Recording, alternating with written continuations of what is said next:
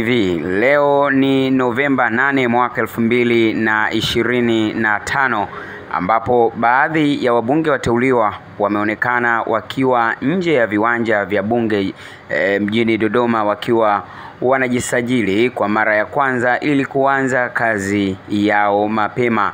Lakini moja kati ya vitu ambavyo vimefurahisha zaidi ni kuwaona baadhi ya wabunge wakiwa wengine wapya, lakini wengine wakiwa ni wale waliopita kwenye bunge la Jamhuri ya Muungano lililopita.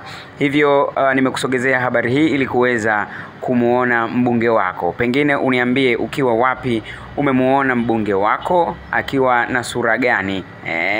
Kwa kweli wameonekana wakiwa na furaha siku hii ya leo, wakati tunatarajia tarehe 11 ya mwezi wa 11 mwaka 2025 ambapo wataanza kazi yao rasmi, bunge litafunguliwa.